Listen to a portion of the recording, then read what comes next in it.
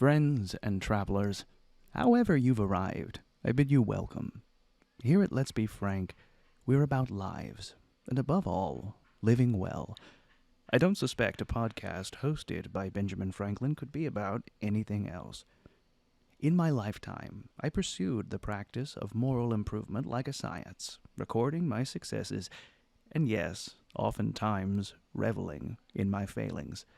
It's my genuine hope, with our weekly almanac, to feed to a curious world delicious morsels of history in quick and concise installments, perfect for a nice sit in your favorite chair, a morning walk to work. At the end of each installment, I like to wrap it all up in a neat little parcel with a lesson you can apply to your own life, inspired by the events, personalities, and ideas covered in each episode. So sit back, relax, and together, let's make history.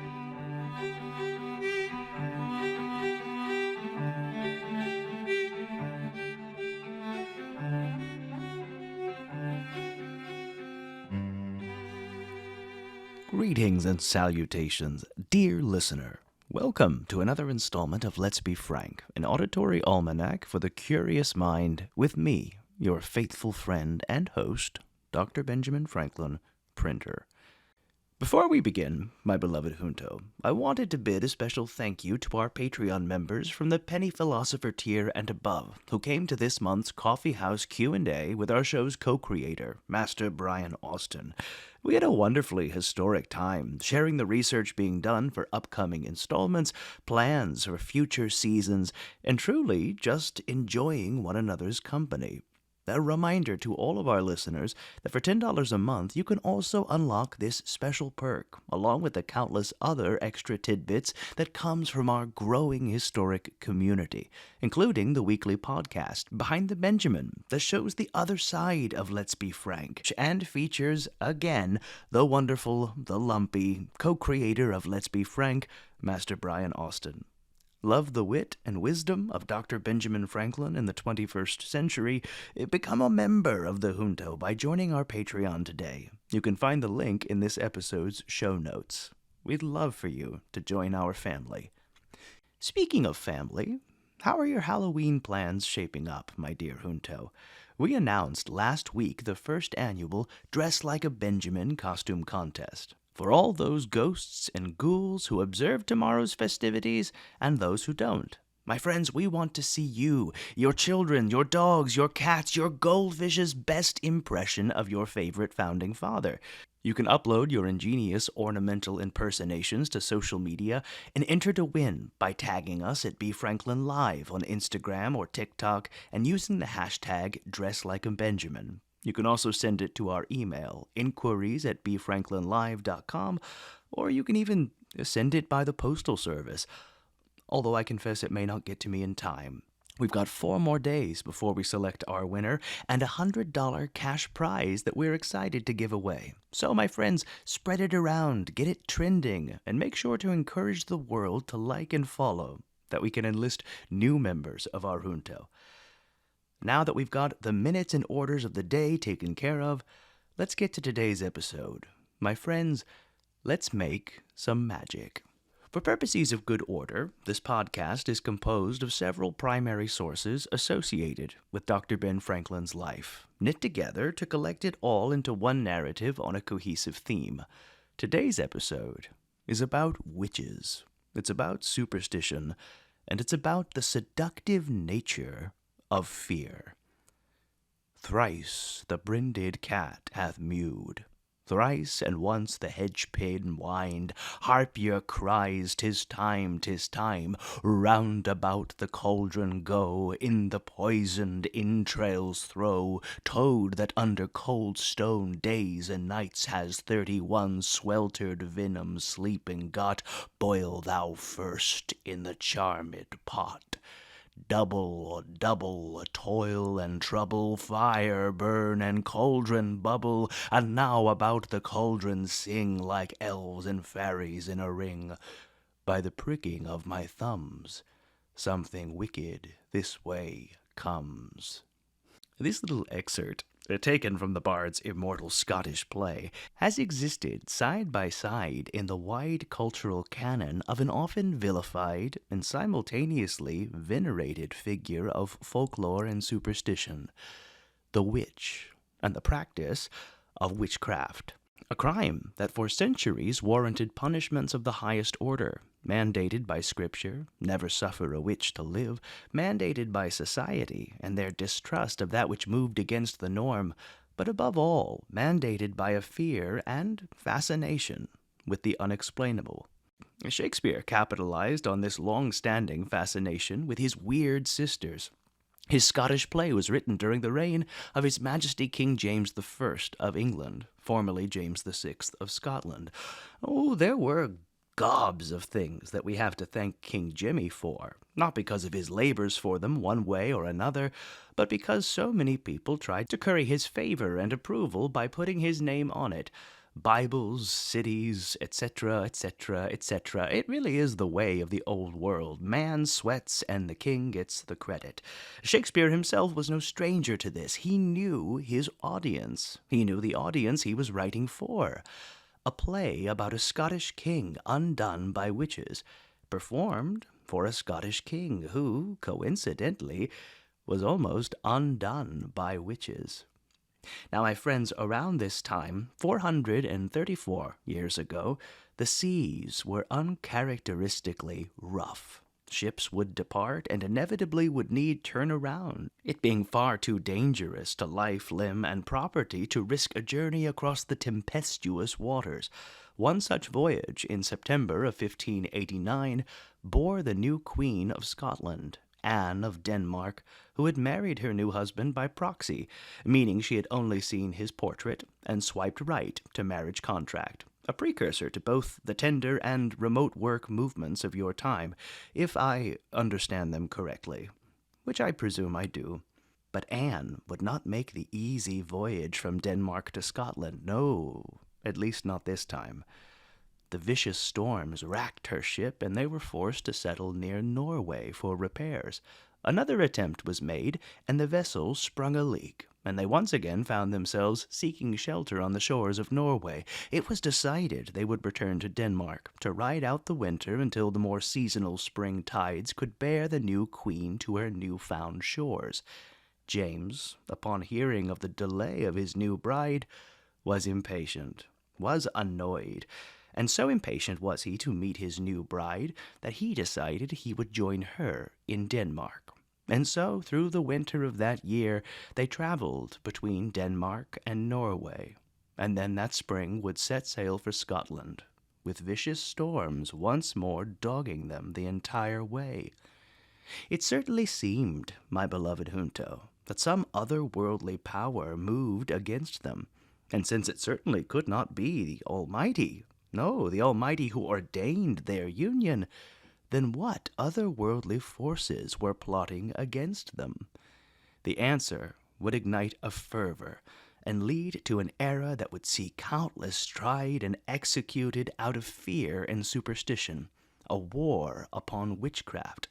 All through that season there were trials in Denmark, witches put to death for conjuring those storms. One such disturbed King James so much, for it is said that she whispered in his ear sentiments that he and his new bride had uttered on their wedding night when only they two were in the room. How did this strange woman know the musings of two new-found lovers? It would disturb King James so much that he would carry this newfound fear and hatred of witches back to England, where he would codify into law measures and means to not only discover witches, but punish them to the fullest extent to the law. A war upon witchcraft. King James would reignite a fear and hatred for practitioners of the dark arts. He would author books upon witchcraft in the form of his demonology, and would establish statutes in English common law enumerating witchcraft as a felony offense. Now, what does all of that have to do with today's installment? I'm getting there, dear listener. You'll have to pardon me. I'm an old man. I ramble. I enjoy it. Don't worry. I suspect every modern American can speak at least in some detail to the witch trials of Salem, Massachusetts. Many of these same policies and practices established in the time of King James to discover witches and ensure judgment passed upon them would be applied to the instances in the American colonies, where the question of witchcraft was raised. Salem, Massachusetts, Grace Sherwood, the Pongo witch of Princess Anne County, and of course the lesser-known witches of Mount Holly, New Jersey. In 1730, just 3 years after the last woman in England was executed for witchcraft, there was a coven uncovered in a small hamlet in New Jersey. The following is an account written in the Pennsylvania Gazette in 1730. These are those words. Burlington, October 12th. Saturday last at Mount Holly, about 8 miles from this place, near 300 people were gathered together to see an experiment or two tried on some persons accused of witchcraft. It seems the accused had been charged with making their neighbor's sheep dance in an uncommon manner, and with causing hogs to speak and sing psalms, etc., to the great terror and amazement of the king's good and peaceable subjects in this province, and the accusers being very positive that if the accused were weighed in scales against a Bible, the Bible would prove too heavy for them, or that, if they were bound and put into the river, they would swim. The said accused, desirous to make their innocence appear, voluntarily offered to undergo the said trials, if 2 of the most violent of their accusers would be tried with them. Accordingly, the time and place was agreed on, and advertised about the country. The accusers were 1 man and 1 woman, and the accused the same. The parties being met, and the people got together, a grand consultation was held before they proceeded to trial, in which it was agreed to use the scales first, and a committee of men were appointed to search the men, and a committee of women to search the women, to see if they had anything of weight about them, particularly pins. After the scrutiny was over, a huge great Bible belonging to the justice of the place was provided, and a lane through the populace was made from the justice's house to the scales, which were fixed on a gallows erected for that purpose opposite to the house, that the justice's wife and the rest of the ladies might see the trial without coming against the mobs. And after the manner of Moorfields, a large ring was also made. Then came out of the house a grave tall man, carrying the holy writ before the supposed wizard, etc., as solemnly as the sword-bearer of London before the Lord Mayor.